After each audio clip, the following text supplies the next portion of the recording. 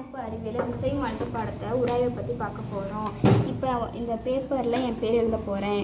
மா ஹரிஷ்மா.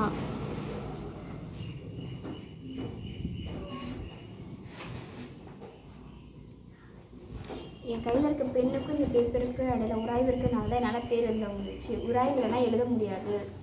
அதே போல் ரோட்டில் பஸ் கார் எல்லாம் ரோட்டில் போகும்போது அந்த சக்கரத்துக்கும் தரைக்கும் இருக்கிற உராய்வுனால தான் அதெல்லாம் போக முடியுது. இப்போ இந்த உராய்வை பற்றி ஒரு செயல்பாடு பார்க்கலாம். ஃபஸ்ட்டு அவள் வச்சுருக்கா, இப்போ நான் வைக்க போகிறேன். பேப்பர் என்ன பண்ணுறாங்க? ஒன்று மேலே ஒன்று மாற்றி மாற்றி வைக்கிறாங்க. சரி, கடைசியாக என்ன பண்ணுதுன்னு பார்ப்போம். கொஞ்சம் வைக்கிறப்போ அடுக்குது.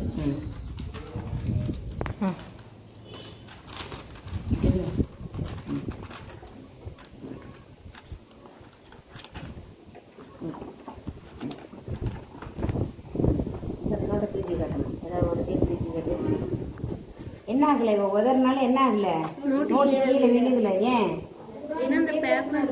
ரெண்டு பேப்பர் மாற்றி மாற்றி வச்சனால என்ன இருக்கு?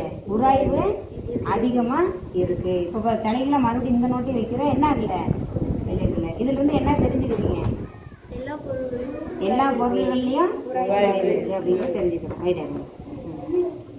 அதே மாதிரி நான் இப்போ இந்த வாட்டர் கேன் எடுத்து தண்ணி குடிக்கணும்னாலும் என் கைக்கும் இந்த வாட்டர் கேனுக்கும் நடக்கிற உராய்வுனால தான் என்னால் தண்ணியை தூக்கி குடிக்க முடியுது. அன்றாட வாழ்வில் உராய்வு இல்லாமல் நம்மளால் எந்த வேலையும் செய்ய முடியாது. உராய்வுக்கு இங்கிலீஷில் பெயர் ஃபிரிக்ஷன். Very good. சூப்பர்.